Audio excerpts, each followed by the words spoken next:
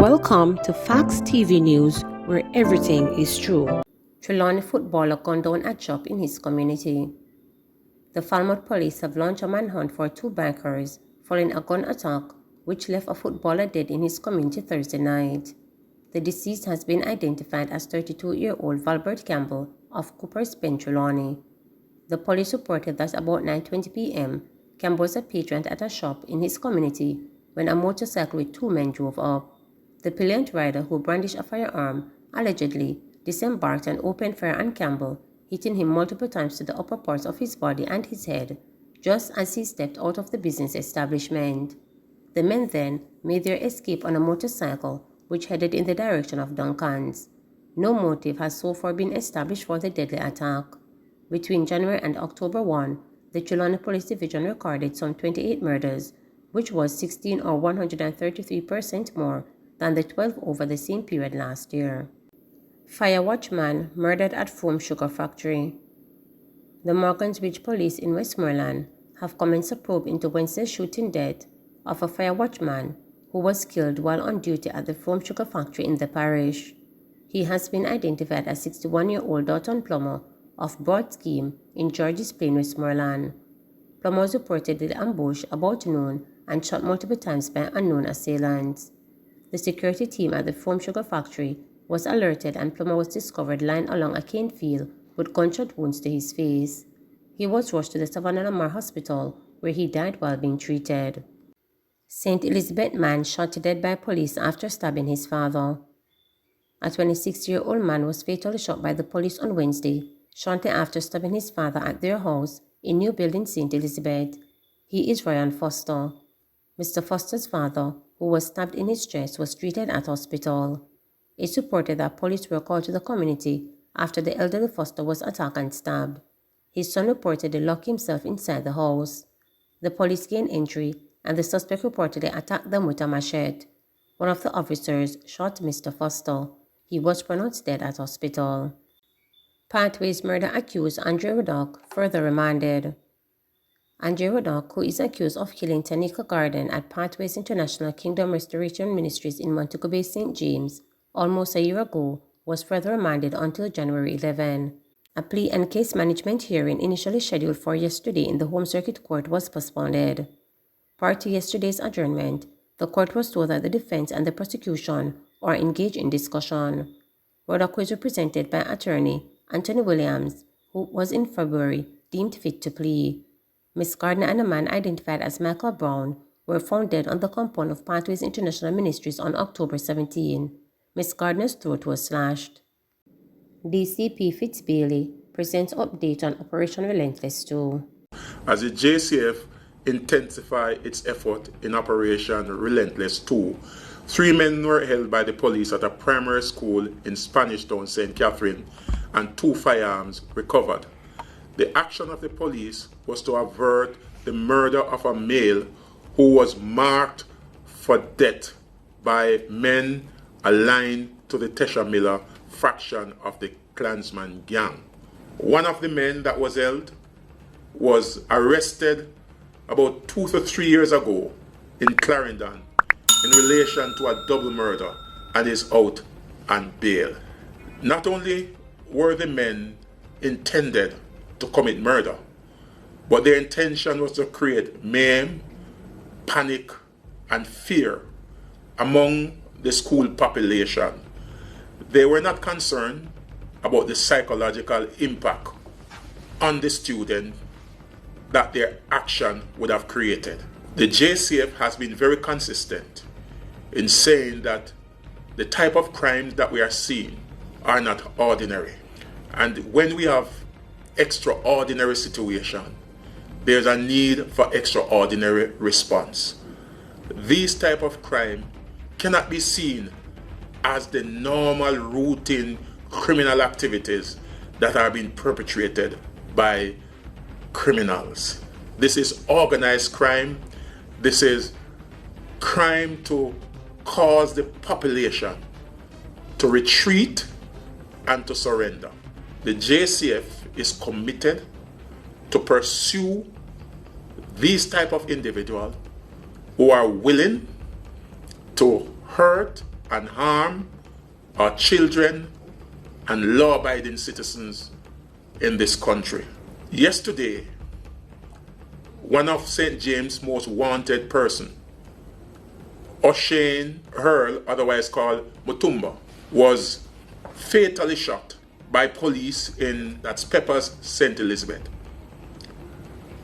Mutumba was a very violent individual.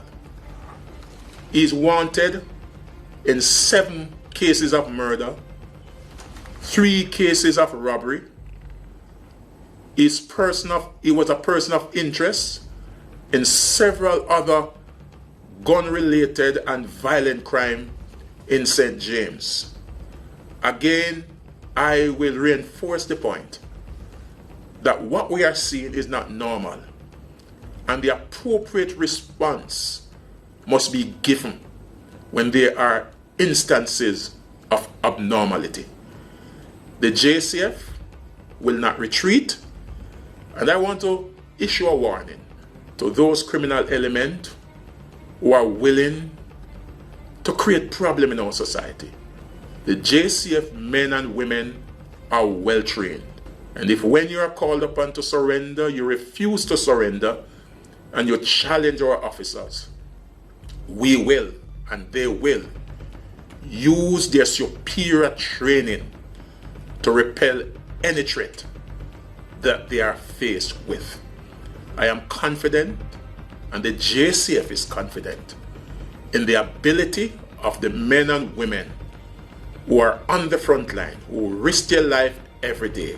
We are confident that when they encounter danger, they will be able to defend themselves because they are well trained.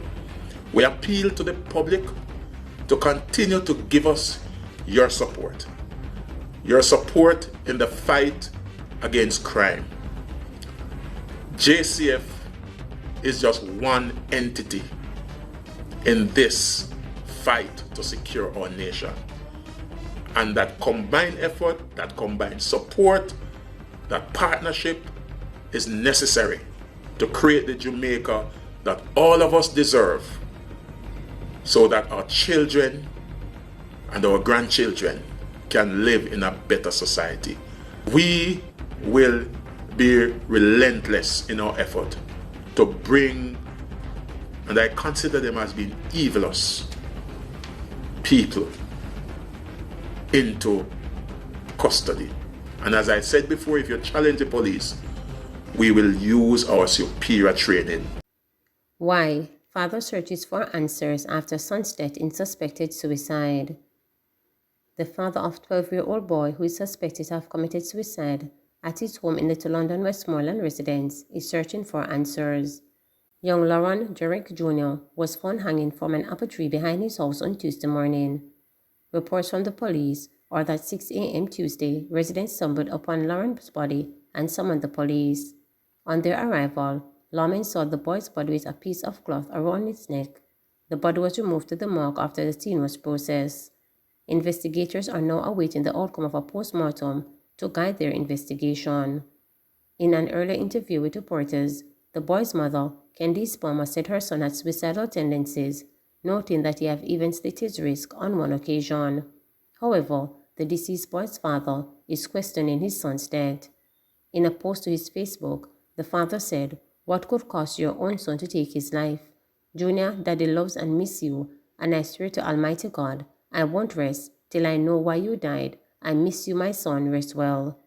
Reporters were informed that the distraught dad contacted his son's former teacher, Little London Primary, with hopes of getting answers as to why his son would have ended his life. Antoinette McDonald, the boy's former grade 6 teacher, said the grieving father contacted her via the school switchboard and asked her why his son would take his life. McDonald said she told the father she did not have the answers to his question and he might have called the wrong place to find his truth. When reporters visited the Little London Primary on Thursday, staff members described the now deceased boy as fun and far from suicidal. He was jovial and upbeat child that wouldn't internalize anything, McDonald explained as she looked on in despair. She said he would often give jokes in the class and participated in class discussions. McDonald stressed that the 12-year-old boy was a normal child who was very polite and quiet. She said she heard the narrative that Drake Jr. was suicidal, but she finds it shocking. He's not a withdrawn child. When something happens, Lauren would talk, McDonald said. It's very sad that he would have felt the need to take his own life, the teacher added. Meanwhile, the guidance counselor from Little London Primary, Nadine Williams, told reporters that the boy was never brought to her office for any behavioral issues or for counseling.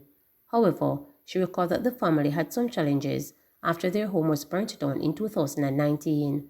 She noted that the mother had explained that the child did not have the proper uniform. She said the mother was informed to send him to school in jeans, and the school later provided him with uniform, shoes, and a bag. She added that they would oftentimes provide the boy with lunch. He came and I gave him a bag, shoes, book, and uniform, she added. The child had reportedly passed his primary exit profile exam for Greenhill High School. Unconfirmed reports are that he was never enrolled in the high school prior to his death. Please remember to subscribe, like, share, and click the notification